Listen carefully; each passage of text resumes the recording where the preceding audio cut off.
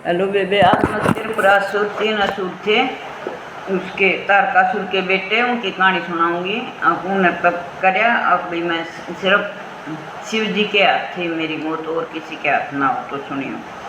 तारकासुर के वध के उपरांत उसके तीनों पुत्र, जिनके नाम बिंदु, माली, तारकासुर और कमलाक्ष थे, पृथ्वी पर तप करने लगे।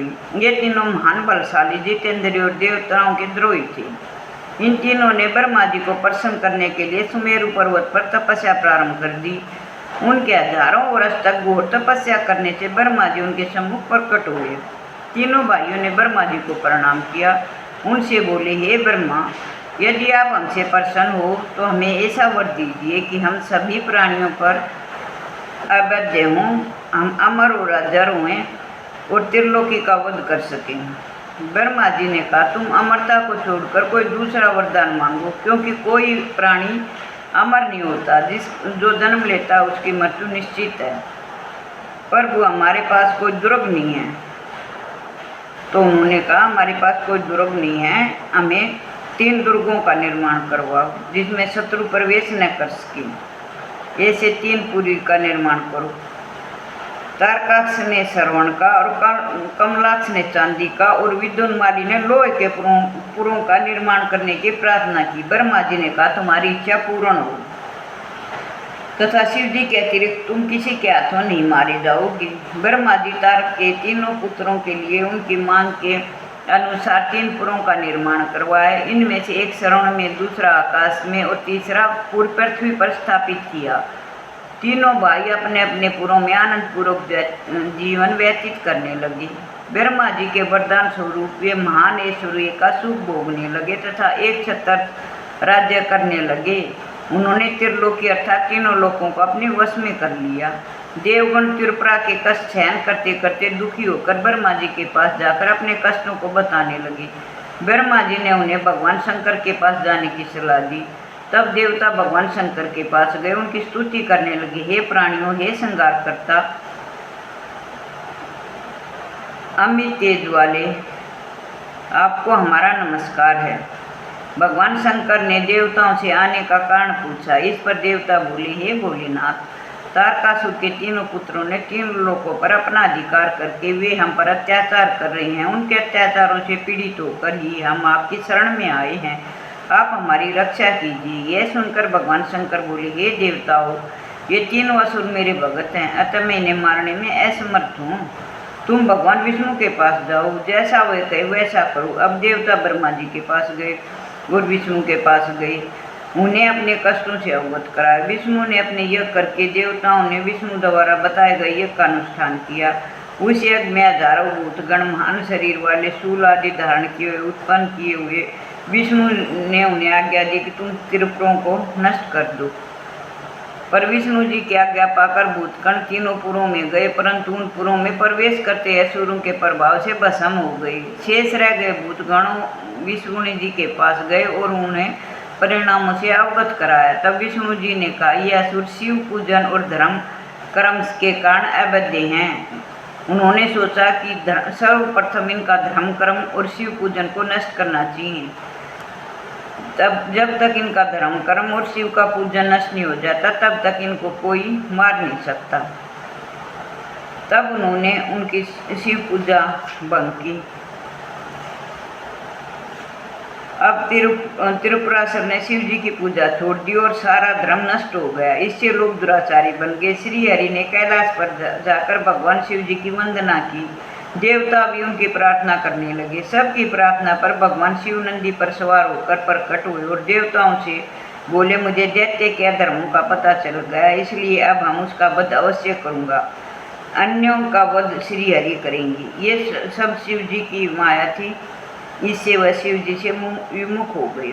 यह सुनकर श्री हरि कुछ उदास हो गए। तब ब्रह्मा जी ने हाथ जोड़कर भगवान शिव जी से प्रार्थना की, प्रभु, आप समर्थ हैं, आपका को कोई पाप नहीं लगेगा, इसलिए आप इस समस्त असुरों का नाश कर डालिए। मैं आपका प्रजापति और पुरोहित हूँ। श्री हरि युवराज है, इंद्र आज्ञा पालक हैं और सभी देवता आपके अधीन हैं। आप तो समस्त विश्व के सम्राट हो। इतना सुनकर भगवान शंकर बोले, हे देवताओं, तुमने मुझे सम्राट कहा है, परंतु मेरे पास न तो रथ है, न घोड़े हैं, न धनुष बाण है। यदि मैं युद्ध करूंगा तो कैसे?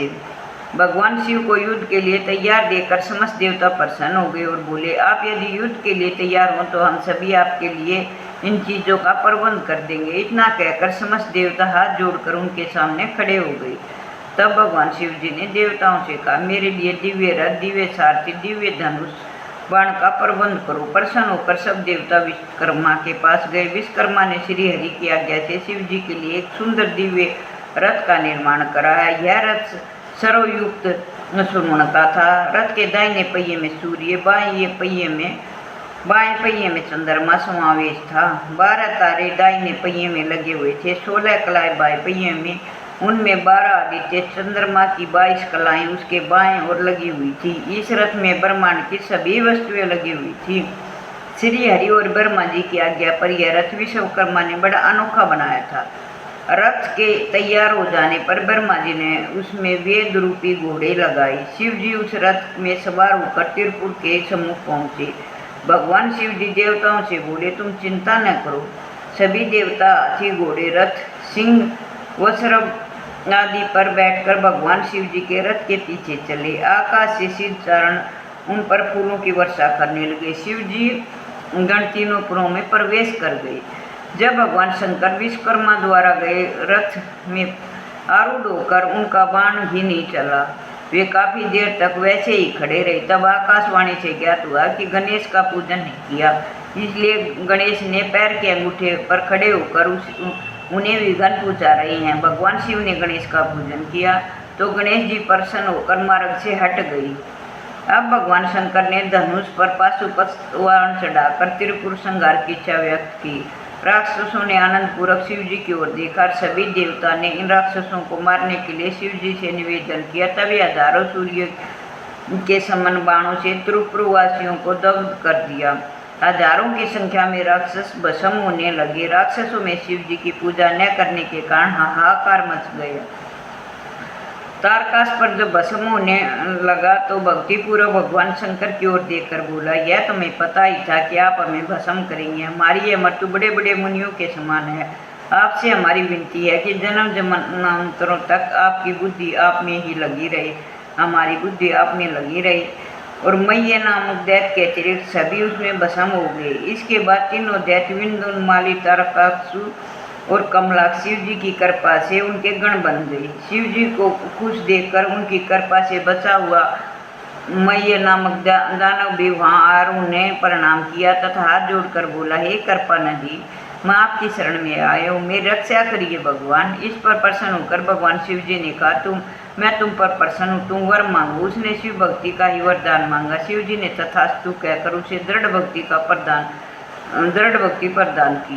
वह शंकर भगवान की आज्ञा से भूतल लोक में वास करने लगा। इसके बाद मुंडी हिरण भी वहाँ आया और शंकर भगवान की स्तुति करने लगा। भगवान श्री हरि ने उन्हें समझाया, तुम चिंता मत करो, मैंने सारा वृत्तांत भगवान शिव जी को बता दिया। उनकी आज्ञा से ही सब किया गया है। तुम्हारी कुगति नहीं होगी, परंतु कलयुग में जो व्यक्ति तुम्हारे इस मत का सहारा लेंगे उनकी दुर्गति निश्चित है। अब तुम मरुभूमि में जाकर निवास करो। तब वे भगवान शिव जी को प्रणाम करके मरुभूमि को चले गए। इसके बाद सभी ने प्रेम पूर्वक शंकर पार्वती की पूजा की। सब आप अपने लोकों को प्रस्थान कर गए। तो शिव जी की पूजा इतनी अमर अजर है कि उसने शिव जी की पूजा करनी है ना, कोई कुछ नहीं कर सकता उसका।